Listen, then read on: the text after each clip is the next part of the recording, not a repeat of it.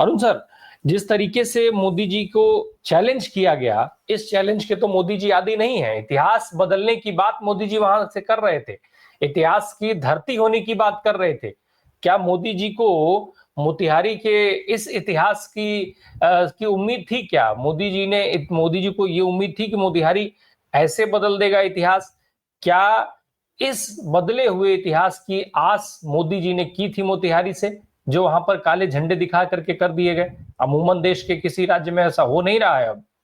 Sir, बात यह है कि आप इतिहास शब्द का नाम ले रहे, तो ये जो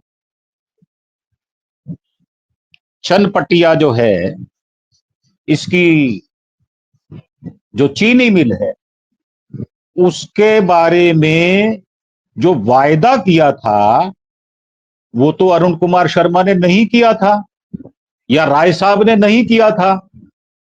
तो मंच पर जब आप खड़े हो जाते हैं और बड़ी बड़ी डींगे हाँकते हैं, तो आपको तो हमने राय नहीं दी थी, आपने तो हमसे सलाह नहीं ली थी, और ना ही जितेंद्र तिवारी, विक्रांत गौतम, रविकांत रवि, ये तीनों नामों से आपको स्पष्ट हो जाएगा ये किसी अरे घरे घर के व्यक्ति नहीं होंगे।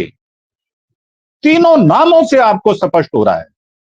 और हमारे हरकिशोर राय जो डीआईजी हैं चंपारण क्षेत्र के, वो भी ये कह रहे हैं कि छानबीन कर रहे हैं, इनका इतिहास खंगाल रहे हैं, पहले कोई आपराधिक इतिहास है या नहीं है। अरे भाई, नहीं होगा तभी हिम्मत कर रहा है। ऐसा व्यक्ति जो काले झंडे दिखाएगा वो अच्छे घर से होगा, कानून को मानने वाला होगा और हमारे संविधान में वो विश्वास रखता होगा। तो ऐसा नहीं है कि वो कह देगा कि आपकी भैंस को ले जाएंगे, आपकी बेटी को उठा के ले जाएंगे, ज्यादा बच्चे पैदा करने वाले हैं ये, आप सारी संपदा इनको दे दोगे और आपका मंगलसूत्र ले जाएंगे, बेटी पढ़ाओ बेटी करो। तो ये जो इतिहास बनाया किसने है? मोदी साहब स्वयं ही इसके कर्ता धर्ता है। अब ये ना सोचना कि भाई मुझे काले झंडे भी दिखाए जा सकते हैं, तो अब सोच लो उसमें क्या है। कोई ऐसा कोई बम पटाखा तो उन्होंने फोड़ा नहीं है, कोई लठ चलाए नहीं है। मुझे लगता है शरीफ घर के बच्चे हैं। तो अगर उन्होंने आपको चेताया है, याद कराया है, तो क्या बुराई कर दी उन्होंने? कौन सा अपराध कर दिया उन्होंने? आप तो सैकड़ों अपराध करके भी कहते हैं हमारे यहां कि 900 चूहे खा के दिल्ली हज को चली। तो ये कौन कौन से चूहे खाए इन्होंने 2002 में? तो मेरा मानना यह है कि ये शरीफ बच्चे हैं, कानून को मानने वाले हैं। अगर वो होते तो वैसे दंगा करवा, एक चूहा छोड़ देते ना। देखो, हमने भी राजनीति की है। अगर भीड़ में चूहा छोड़ दिया जाए, ना छोड़ा जाए बैल, तो क्या सभा खराब नहीं होती? हो सकती है। परंतु वो तो पोल पे चढ़कर काला कपड़ा दिखा रहे हैं। तो आपकी जो पुलिस है उसकी निगाह से बचाकर गए क्या? आपकी पुलिस के सामने ही गए। हजारों की संख्या में प्रधानमंत्री का जब प्रोग्राम होता है उसमें अरेंजमेंट लगाया जाता है। मैंने तो वीआईपी मूवमेंट में जब अरेंजमेंट लगता है, मैंने बहुत सारे अरेंजमेंट को लीड किया है।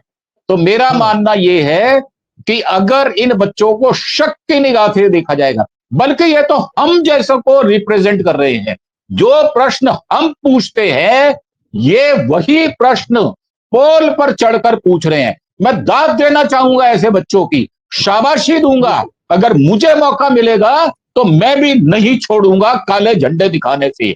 उसका रीजन ये है, संविधान में विरोध का एक बाकायदा तरीका दिया गया है और यही तरीका अहिंसावादी है। यही गांधी जी ने दिखाया था। गांधी जी के रास्ते पर चलकर ये तीन साहसिक नवयुवक, आपकी तो लोकसभा, नई लोकसभा में घुस गए थे भाई साहब। क्या कर लिया था आपने? एक के ऊपर एक कूदते हुए चले गए थे लोग। तो आपने तब क्या किया था? जब लोकसभा में घुस सकते हैं तो काले झंडे दिखाने में कौन सा अपराध है? ये तो बिल्कुल शांतिपूर्ण, अहिंसापूर्ण है। तो मैं उनको बधाई देता हूं और मोदी साहब के तक प्रश्न पहुंच गया। भाई चीनी मिल बनाए बिना आपकी जान नहीं छूटेगी, आपको जनता को सुविधा देनी पड़ेगी। कब तक बचोगे? आज आपका सभा में किया है, कल आपकी गाड़ी के आगे आ जाएंगे, तब क्या कर लोगे? तो मेरा मानना यह है कि हमें चिंता नहीं, हमें खुश होना चाहिए, बधाई देनी चाहिए ऐसे बच्चों को। जी बिल्कुल। अरुण सर, जिस तरीके के जो हम विरोध की जो बात कर रहे थे और मोतिहारी से जिस तरीके का रिस्पांस प्रधानमंत्री को मिला है और एसआईआर में जिस तरीके के फर्जीवाड़ों का लगातार खुलासा हो रहा है, उसके बाद भारतीय जनता पार्टी की स्ट्रेटेजी पर क्या कोई फर्क पड़ेगा क्या? भले ही, क्योंकि एक चीज तो बहुत साफ है कि लगातार तमाम सारे देश के साथ वादे किए गए, कोई पूरे नहीं हुए और जब भी सवाल पूछे जाते हैं तो उनको जुमला बता दिया जाता है। लेकिन बिहार को राजनीतिक रूप से देश में सर्वाधिक जागरूक माना जाता है। ऐसे में वहां पर भी क्या ये ट्रिक, ये चाल, ये साजिश कितनी काम आ पाएगी? अरुण सर, बहुत छोटी-छोटी टिप्पणी आप सबसे। जी सर, मैं आपको बता दूं कि खाली बिहार का मसला नहीं है। बिहार के बाद तमिलनाडु, केरल, बंगाल, ये सीक्वेंस वाइज 5 चुनाव हारने जा रहे हैं। ये 5 चुनाव हारेंगे सीक्वेंस वाइज, और ट्रेल बनने वाली है। मेरा सिर्फ एक छोटा सा मैं प्रश्न पूछूं शाके भाई से, अभी चाय पी रहे थे, मीठी थी फीकी थी? मीठी नहीं सर, वो चीनी हमारे यहाँ चीनी नहीं है? नहीं चीनी है चीनी सर, नहीं है जी। जी तो आप यहां बैठकर भी प्रदर्शन कर रहे हैं, आप और उस काले झंडे वाले में कोई फर्क नहीं है। मैं ये कहना चाहता हूं, हम विरोध में बोलते हैं तो हमारा विरोध थोड़ा सॉफ्ट होता है, शांत स्वभाव के लोग हैं हम। तो मेरा मानना यह है कि हमें किससे भिड़ना है, ये मैंने राम प्रकाश जी जानबूझकर प्रश्न पूछा है। हमें भिड़ना है एक उग्रवादी व्यक्ति से, जो 2002 के दंगों का मुख्य अपराधी है। और जैसे कि प्रबल भाई ने कहा है, मैं आपको आंकड़े दे देता हूं, जनवरी से मई 2024 के वहां 1099 में हुई थी हत्याएं, यहां 1112 हुई हैं। डकैती 83 से 93 हुई हैं, और दंगे 1107 से 1390 हुए हैं। रेप 864 से 880 हुए हैं। तो मेरा मानना यह है कि यह कह देना ये जंगल राज नहीं है, तो पिछले 20 वर्षों से ये जंगल राज है। अगर सारे मिलकर इस जंगल राज को बदलेंगे नहीं तो निजाम फिर वैसा रह जाएगा। और मोदी जी के लिए राज्य महत्वपूर्ण नहीं, दिल्ली महत्वपूर्ण है, क्योंकि उसमें ईडी, सीबीआई, आईटी आती है। मैं निमंत्रण दे रहा हूं उनको कि ईडी मेरे घर में भेजो, मेरे घर में भेजो, फिर आपको जो जवाब मिलेगा वो आपका भेद खोलेगा। जी